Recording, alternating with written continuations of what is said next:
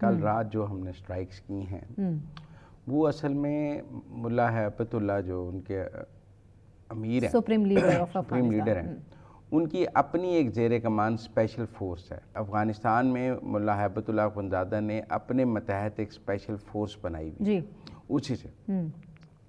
کل ہم نے اس اسپیشل فورس کو نشانہ بنایا ہے، اس کے ہیڈ کوارٹر کو نشانہ بنایا ہے، اور یہ اس کا بنیادی کام ملا ہیبت اللہ کی حفاظت کرنا، ان کے انٹرسٹ کو حفاظت کرنا، ان کے خلاف کوئی بغاوت کرے اس کو گرفتار کرنا، اور یہ حکومت سے اوپر ایک فورس انہوں نے بنائی ہوئی ہے۔ ایک تو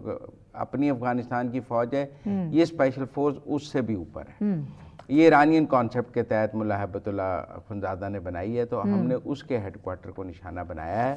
اور جب ہم نے اس کے ہیڈ کوارٹر کو نشانہ بنایا ہے تو ملا ہیبت اللہ اس کے قریب ہی رہتے ہیں، ان کی رہائش کا کوئی خبریں ان کی ہلاکت کے حوالے سے بھی چل رہی ان تھی، کو نشانہ نہیں بنایا، ہم نے اسپیشل فورسز کو نشانہ بنایا ہے، ملا ہیبت اللہ کو نشانہ نہیں بنایا، لیکن یہ ان تک میسیج ضرور ہے کہ اگر ہم ان کے بالکل قریب ان کے پاس سٹرائک کر سکتے ہیں اسپیشل فورسز کو، تو وہ ہم سے زیادہ دور نہیں ہیں۔ لیکن جب 2019 میں بھی جب یہاں پر بھارت نے سٹرائکس کی تو اگلے دن ہم نے بھارت کے آرمی چیف کو لاک کر کے دکھایا تھا کہ ہمیں پتہ ہے کہ آپ کہاں ہیں، فائر نہیں کیا تھا۔ آپ یہ کہہ سکتے ہیں کہ کل ہم نے ملا ہیبت اللہ اخونزادہ کو لاک کر کے دکھایا ہے کہ ہمیں پتہ ہے آپ کہاں ہیں اور آپ ہماری سٹرائک رینج میں ہیں، لیکن ہم نے آپ کو سٹرائک نہیں کیا۔ جی یہ میسیج تو ایک کل بہت کلیئر تھا جو میرے خیال میں ملا ہیبت اللہ اخونزادہ کو دیا گیا ہے۔ ایسی اطلاعات ہیں کہ طالبان لیڈر جو ہیں افغان طالبان وہ اس کے بعد کافی پینک ہیں، اسی لیے جو رسپانس آیا ہے انہوں نے کہا وہ تو ایک کنٹینر پہ انہوں نے بمباری کی ہے، کوئی نقصان نہیں ہوا، ورنہ اس سے پہلے جب پاکستان بمبارمنٹ کرتا ہے تو افغانستان کی جو حکومت ہے وہ بڑے نقصانات گناتی ہے کہ یہ سویلین نقصان ہوا ہے، لیکن کل وہ اپنے نقصانات چھپا رہے ہیں کیونکہ وہ بھی ہیں کہ ہماری اسپیشل فورسز کو ہٹ کیا گیا ہے۔ میرے خیال میں ایک تو کل پاکستان نے پہلی دفعہ کلیئر میسیج دیا ہے کہ اگر آپ ریڈ لائنز کراس کریں گے تو ہم بھی ریڈ لائنز کراس کریں گے۔ دوسرا جو قندھار میں نشانہ بنایا گیا ہے وہ GDI جو ان کی جنرل انٹیلیجنس ایجنسی ہے، جیسے ہماری ISI ہے، انڈیا کی را ہے، امریکہ کی CIA ہے، ان کی GDI ہے۔ GDI کے ہیڈ کوارٹر کو قندھار میں بھی نشانہ بنایا گیا ہے، اور یہ جو قندھار کا GDI کا ہیڈ کوارٹر ہے یہ TTP کی سرپرستی کے لیے بہت مشہور ہے، اس لیے اس کو بھی نشانہ بنایا گیا ہے، اور GDI کے ہیڈ کوارٹر میں بھی کیجولٹیز کی اطلاعات ہیں، اور جو اسپیشل فورسز کے ہیڈ کوارٹر میں بھی کیا گیا ہے وہاں بھی 100 سے زیادہ کیجولٹیز کی اطلاعات ہیں۔ تو یہ بڑے کلیدی ٹارگٹ تھے جو کل رات پاکستان نے قندھار میں کیے، اور تیسرا وہاں پہ ایک ڈرون فیسلٹی تھی جہاں سے وہ ڈرون اڑاتے تھے۔ یہ جو کامکزئی ڈرونز ہیں جو ان کو انڈیا سے ملے ہیں جو وہ اڑا رہے ہیں وہاں سے، اس ڈرون فیسلٹی کو بھی پاکستان نے نشانہ بنا کر تباہ کیا ہے، اور پاکستان نے ان کو بتایا ہے کہ آپ نے ڈرون کہاں رکھے ہیں، آپ کہاں سے اڑاتے ہیں، ہمیں پتہ ہے اور ہم ان فیسلٹیز کو نشانہ بنا سکتے ہیں۔ کیونکہ پاکستان کی حدود میں بھی جو دیکھے گئے ہیں ڈرون، اس کے بعد اس کو اٹیک کیا گیا، شہرہ میں دیکھا گیا اور ادھر دیکھا گیا، گو کہ ہم نے ان کو نیوٹرلائز کر لیا، لیکن میرے خیال میں ان ڈرونز کے بعد پاکستان نے اپنے جو ٹارگٹس کی سلیکشن ہے وہ مزید سخت کر دی ہے، اور افغانستان کی گورنمنٹ کو یہ میسیج دیا ہے کہ جیسے جیسے آپ ریڈ لائنز کراس کریں گے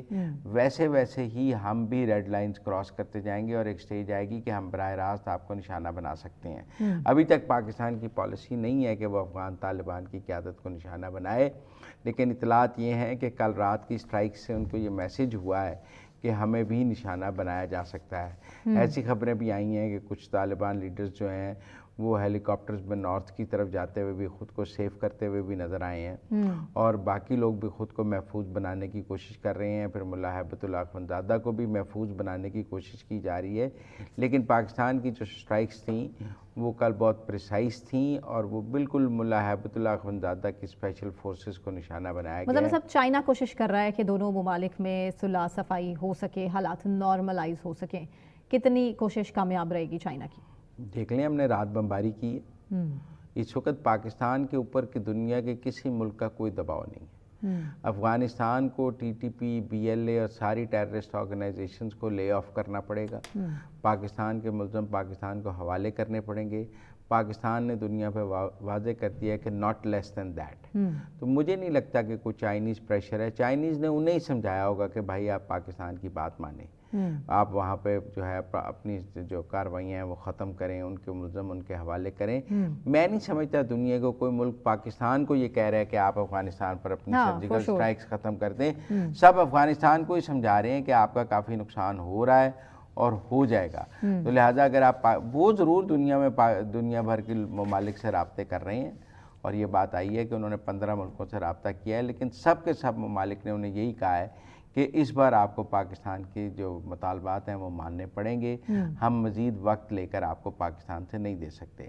آج چترال میں بھی ان کی ہم نے بارڈر کی جو چیک پوسٹ ہے وہ بھی اڑائی ہے، تو ایک تو چیک پوسٹیں اڑانے کا بھی سلسلہ جاری ہے، اور میرے خیال میں ایئر سٹرائکس کا سلسلہ بھی جاری ہے، تو یہ ٹیکنیکلی اس وقت افغانستان کی صورتحال ہے۔ اور اسلحے کے ڈیپو اور 313 کروڑ کے انفراسٹرکچرز کو بھی تباہ کر دیا گیا ہے۔